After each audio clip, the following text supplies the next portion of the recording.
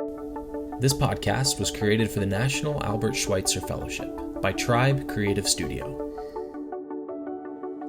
Hello! Thank you very much for making the time to gather tonight. My name is Paul Abbey, Fellow for Life 2017, Tulsa, Oklahoma. I currently live in Portland, Maine, and work as an occupational therapist at a dementia unit. As a Schweitzer Fellow for Life, this moment is very important to me. It hit me last week that we have been trained for a moment like this, and when I spoke with some other Fellows for Life, they agreed, and that's what motivated us to bring this webinar together as a community to delve more deeply into COVID, learn from the experts, and hold each other accountable while taking action in our own communities. At the end of the day, this is a platform for Fellows for Life and Fellows to come together, learn from and interact with experts on the front line, and have a space to collaborate with each other as we exchange ideas, encouragement, and accountability in our breakout sessions.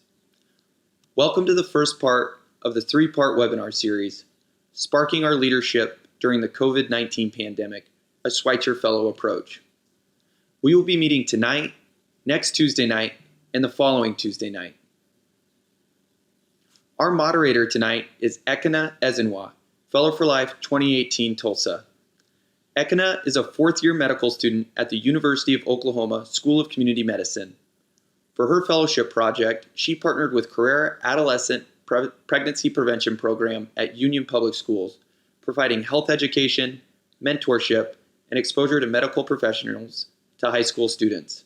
She has been accepted into a dermatology residency in the Chicago area. Deaconess. Hello, everyone, and welcome to the first of our three-part series. We're so excited to have you all here. This is our largest attended webinar to date with 152 fellows and fellows for life from all over the nation. We have people from Southern California all the way up to New Hampshire registered with us tonight.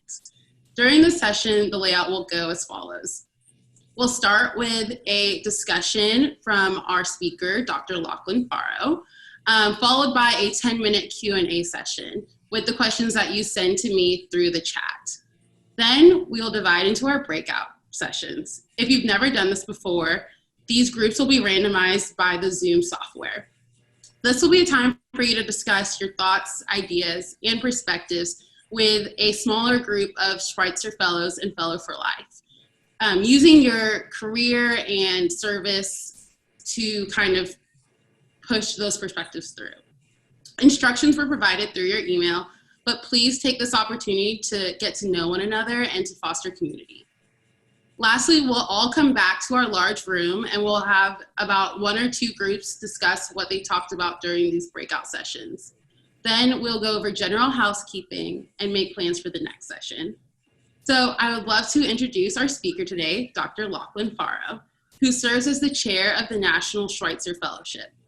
Dr. Forrow received his MD from Harvard and completed his residency at Rhode Island Hospital and Brown University. He is a faculty fellow in ethics from 1988 to 1989 and became a faculty associate of the Ethics Center at the end of that year. In 2007, Dr. Forrow was awarded the Lifetime Achievement Award for Community Service from Harvard Medical School. He also served as a Schweitzer Fellow in Lambanet in 1982. Dr. Forrow. All right, so I can't tell you guys how thrilled I am. These last few weeks have been almost hour by hour, intense ups and downs about all kinds of things. So Rachel and Paul and Deaconess asked me to just say a little bit about myself and Albert Schweitzer for the purposes of this.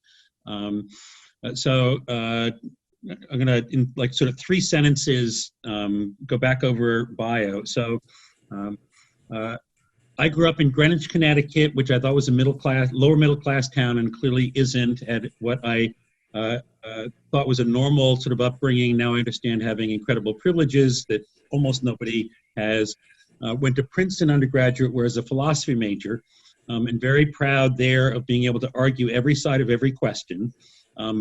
Friends of mine were organizing demonstrations against apartheid, occupying Nassau Hall, and like I admired their passion, but it's complicated, South Africa and constructive change within the system, and I was not an activist person. In medical school, the two things that really changed my life was first, as a second-year medical student in 1980, height of the Cold War, the United States and the Soviet Union were making plans to fight and win a nuclear war, and doctors at Harvard and in Moscow joined together their enemies to create an organization called International Physicians for the Prevention of Nuclear War, saying facts and doctors' commitment to life unite us, even if everything else differs. 1985, that had grown worldwide, won the Nobel Peace Prize. I was there for part of that. Mikhail Gorbachev credited the change in his thinking to this doctors' organization. That was a lesson to me that complicated issues, you get down to very simple things, fact and value. I'm going to segue from that to just mention I spent 3 months at the Schweitzer Hospital. There's an echo somewhere, I think. 3 months at the Albert Schweitzer Hospital as a medical student, which transformed my life in the second way. Going to Africa, seeing that people were there that had nothing like the conditions and the support I had ever seen anywhere in the United States. But then came back, and at Harvard Medical School a little bit later, I was in charge of all medical ethics curriculum. And was very frustrated because I believed that as important as informed consent and truth-telling and end-of-life care and all those things are, the single most important ethics issue was who's not in the health system at all. And I couldn't figure out what to do about that. And then that turned into, with Judge Mark Wolf and other people, the idea that in a video that we should put up on the web, you can see that had Yo-Yo Ma and others describing the program, soundbite version was, when I was a Harvard medical student, I was so excited, and everybody's excited, that I was going to go off to Africa, where there are people who didn't speak my language, whose skin color was different, who didn't have health care, and I could help them. And in 4 years of Harvard Medical School, nobody once suggested that I could have walked 3 blocks up into Mission Hill, Roxbury, where there were people who didn't speak my language, who didn't have health care, who needed help. So that turned into the idea of you shouldn't have to go thousands of miles to Africa to be a Schweitzer Fellow. And we picked our first 12 Schweitzer Fellows in Boston in 1991. And you guys know now we have almost 4,000 of you who've been Schweitzer Fellows across the country. Right? So that's a framing and just the beginning of a mighty, interdisciplinary, passionate, skilled group of people who I really think, inspiring others, can change a whole lot of the world. Now about Albert Schweitzer, because Paul and Ekin had asked me to describe Schweitzer, in some ways his life path had parallels that the more I learned about it, the more I realized, gee, a lot of that resonates with me. He had grown up in wealthier than most other people, family in Gunzbach. It was not a wealthy family at all, but there was a lot of poverty. His father was the minister, and he did fine. Then he studied music and philosophy and all those things, became world-famous scholar of the New Testament. His books are still taught in divinity schools 100 years later. World-famous expert on the music of Johann Sebastian Bach. Yo-Yo Ma, in the liner notes for the Bach cello suite, says, oh, it was Albert Schweitzer kind of taught me how to play these things. But it was all academic kinds of things. And he felt really not completely satisfied. And with his best friend, soulmate, Helene Breslau, later his wife, he decided, I'll do this, academic kinds of things until 30, and then I'm going to do something of more direct service and meaning for humankind. He didn't know what that was going to be. And then he learned about Africa and the terrible health conditions with no doctor at all. He read an appeal, just came across his desk. If anyone out there reads this and is willing to come be our doctor, we're waiting for you. And it just clicked with him. Now, for those of you who've been frustrated along the way, everybody knows, oh, he decided to go to Africa. Most people don't tell the story of his frustrations because he first tried to do things like help prisoners, and that failed miserably. He then tried to work with orphans, That failed miserably. So he didn't find his Lambrene first. It was third, and he had all kinds of other challenges along the way. And then you guys know the phrase reverence for life, of course, but that didn't come exactly out of nowhere. His dissertation, the third doctoral degree he earned, one in philosophy, one in surgery, one in philosophy, one in theology, then medicine. The topic of his dissertation for his MD degree was called A Psychiatric Study of Jesus. Now, some of you may know he considered himself a follower of Jesus, but he had written a book, Quest of the Historical Jesus, that said Jesus is wrong about some things. The Gospels are wrong about some things. Jesus thought the world was going to end in the lifetime of his disciples. And as a human being, Jesus could be factually wrong about things. Other people started saying, oh, maybe this guy Jesus wasn't actually so sane. Maybe he was actually crazy. We'd say Messiah complex and all of that. So Schweitzer said, if somebody raises a serious question about anything, we need to take that seriously because, he wrote in the preference, reverence for truth must be the most important thing, or we can't be honest about anything. Then he got to Africa. He saw all the suffering there. World War I broke out, and he had this kind of discovery that no, it's not reverence for truth, which is just science, which had built all the weapons for World War I. It's reverence for truth. It's not that that's wrong, but without values, that's not enough. And then suddenly it crystallized, oh, it's reverence for life. And reverence for life meant not just human life, meant all life. And even in that, this word reverence in English doesn't quite capture what was in Schweitzer's mind at the time. Because the word reverence, that word, which we say all the time, is a German word, Ehrfurcht. And this German word, Ehrfurcht, is there isn't a word with the power that German word, Ehrfurcht, has in English. Immanuel Kant, so you'll hear, I'm a philosophy major. Immanuel Kant, we all know, most famous quote is just that he is filled with awe at two things: the starry heavens above, the world of physics and all of that, and the moral life within. And that awe that Kant was talking about, Kant's word was Ehrfurcht. So it's this really deep, passionate thing. And for Schweitzer, that word really contains more than reverence. It's a combination of that awe that Kant felt about both creation and morality, that awe for all life around you. And out of that awe, you see a life around you, you respect that life. And then out of that awe for the value of that life around you, if it's vulnerable, hurt, suffering, you can't help but wanting to reach out and help that life. And then when that happens and you've acted on that deepest part of, Christians would call it your soul, but whatever it is deep down inside you, when you act on that successfully, that is the most deeply satisfying experience a human being can have. Making a difference in the life of someone that really needed you. And that doesn't have to be people off in Africa without health care. It can be you've made that difference in the life of someone next to you, the person that you're with in your bedroom at night, or your child, but just making a difference for that is incredibly satisfying. And when you've made that difference for people that wouldn't have any help if it weren't for you, that's even more satisfying. And so the kind of theme sound bites of being a Schweitzer Fellow, it's about reverence for life. My life is my argument. Example is not the main thing, it's the only thing in influencing people. We encounter boulders all along the way, but for Schweitzer, boulders are just ways to deepen your determination, learn how to problem solve better, and then you're going to be even more successful in the long term.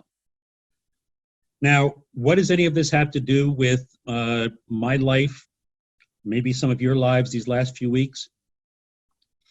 There have been a lot of times, in fact, every day when it is just overwhelming what's going on and what can I do about it? And I take a deep breath and I come back to Schweitzer's two things.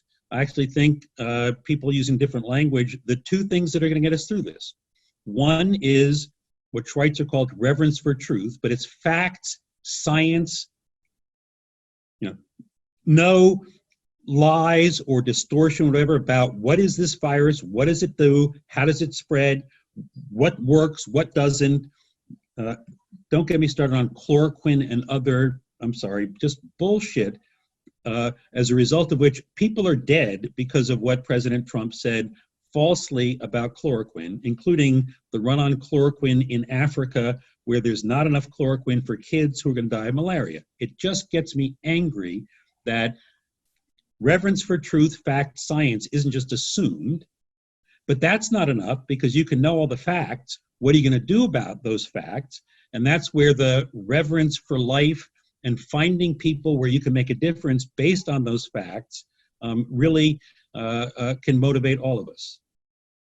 And I'm going to stop in a second, but as I've said to Rachel and Paul and Ekma, is we've all heard about the R naught, the replication factor of the virus. One person infected infects 2, they infect 4, exponential growth. Within 13, I think it is, steps of that, you have 14 million people infected. That's the exponential growth curve. What I don't think we've heard enough about, getting back to this example is not the main thing in influencing others, it's the only, we haven't heard enough about, even faster spread, because it's not the slow physical person viral spread, is energy, enthusiasm, inspiring ideas, sharing them with each other. One of you as a Schweitzer Fellow, if you inspire on average in one day 2 other people, and if on average they inspire 2 other people, 10 or 14 days later, that would be 14 million people. So we have enormous potential, every one of us, if we can just one day at a time do something and connect to other people and have it expand. And then Rachel and Paul had suggested I just mention a couple things about what my life's been like. So I'm a palliative care doctor at my hospital. I'm chair of the state advisory council on palliative care. Most of my work is in medical ethics. The last 5 days has been consumed with a group developing the plans for Governor Baker about all the ethics and other things. If we have to ration ventilators, that's agonizingly painful. In that, I think the most important thing that I've done is not get the ethics thing right, which I'm confident about. Lots of other people worked about that. But like everywhere else I go, the voices that should be part of that are not on the table. And disability groups, you've seen headlines all over the country, are worried about euthanasia, not fairness, and all of that. These are people that I've reached out to in the past for Schweitzer-related things. So as soon as I heard there's a problem, I reached out to my disability activist friends. I'm now connected not just to the ones in Boston, Massachusetts, but all over the country. And so as I'm editing and talking to the governor's advisory board, I'm saying, I know what the disability people are concerned about here. I know what they're concerned about here and all those things because Schweitzer Fellows don't sit in an ivory tower room. They find out who out there is vulnerable, and they don't go out and serve them in a condescending way. They connect with them, they learn from them, and bring them into being part of this. And then I'll tell you, I didn't tell Rachel, Paul, Ekma this, one of my favorite things, one of the 2 apparently real leaders nationally in disability things was a woman named Kirsty in Chicago, just in Chicago. And I said, the main people I know in Chicago are the Schweitzer Fellows program. Quentin Young started it. He's passed away a long time ago. My hero, Health and Medicine Policy Research Group. And she writes back right away and says, oh, I know them. Quentin Young was my hero. We work with Health and Medicine. And my husband is on the board of the Schweitzer program. So all these things are connected. Second thing that came up just this morning, actually yesterday, I thought I was going to be busy with the governor's thing. I get an appeal from the deputy head of all the public hospitals in New York City that sent to somebody, and they said, maybe Lachlan can help because they desperately are short of palliative care help. And so then it's like, first, oh my God, like, what are we going to do about that? But I know people in Massachusetts who know a lot about telemedicine and palliative care and all of that. Then it turned out the big barrier is that doctors need malpractice insurance to practice, and the malpractice firm that covers all of Harvard, how are we going to get them to say okay to cover us for malpractice if we're helping people in New York? So I emailed people that I knew there at 9:30 at night, saying, I need an answer by morning. I know you guys, you appeal to the best in them. I know you guys, I cannot believe that you're going to have malpractice rules prevent us from helping people in New York. And it's true. I know them, like just invite them to solve the problem. I sent that at 9:30 at night. I said I needed an answer by the next morning.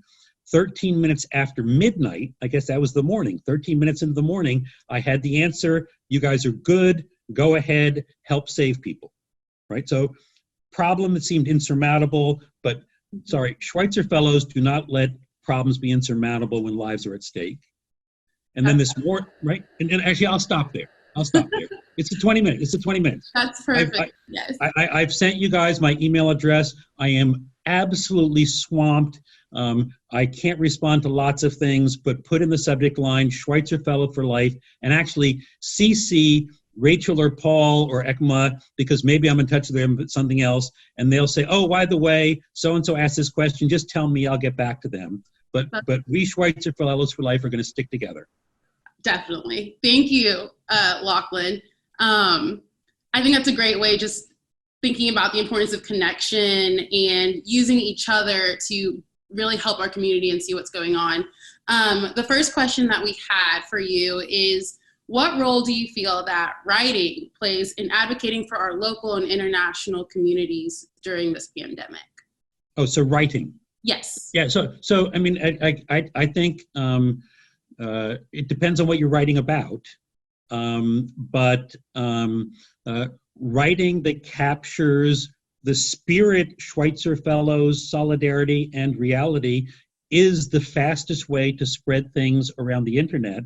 I can see something that's written or a message or a link or connection faster that way than watching a 3-minute video, right? Now, the writing might be, here's why this video moved me and all of that.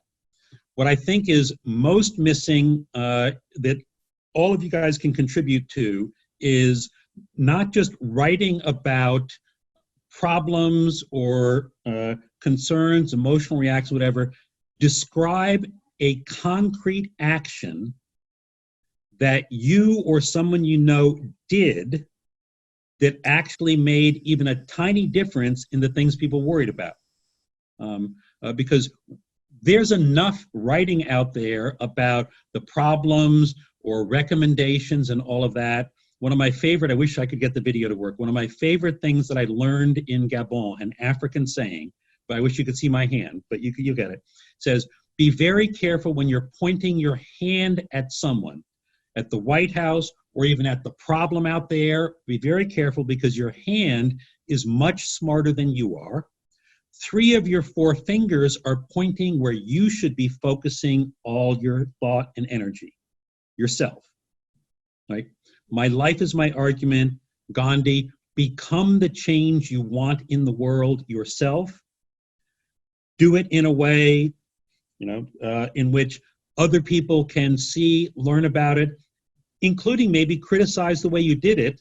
Don't get defensive. Learn from their criticisms or ignore them if you actually know they aren't relevant or helpful. But write about things where anything you write is going to either catalyze more action, 1 becomes 2, becomes 4, becomes 8, or catalyze more enthusiasm. Excellent. And I want to make sure we can get one more question in before we go into our breakout sessions. So another question that was posed, Lachlan, is how can fellows solve the problem of social isolation? What can we do about that? Yeah, actually, I want to put that. I'm going to put all of them on you guys. No, I want to put because the solutions that you come up. Actually, I'll give an answer that is the way I want all of us. Need to think about this. One of my favorite Einstein quotes is, "If I had just an hour to solve a problem, and the future of the world depended on it." I'm down to 60 minutes, right? Or my life. I would spend 55 minutes really, really understanding the problem, and then I'd only need 5 minutes for the solution, right? So when you say social isolation, first, like, what do you mean?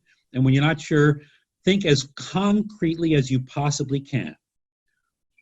Some person who is socially isolated, and figure out how to solve that person's isolation, and then spread that idea. And then over time, when you've solved concrete individual people, a human being, it's not a theory, you actually reached out or helped somebody reach out and connect and solve that human being's social isolation. You made a difference that's satisfying, that energizes you, and you learned in the process. Do that once, it becomes 2, becomes 4, 10 or 12 examples down the road, and 14 million acts that reduced social isolation will have happened. Awesome. That's a great way to think about it. I'm going to kind of open the floor for any either team leader or participant to kind of talk about either a resource or a problem that your group discussed, just for about, you can talk for like a minute or two. My name is Dale Logar, and I'm the program director for the San Francisco Bay Area Schweitzer program.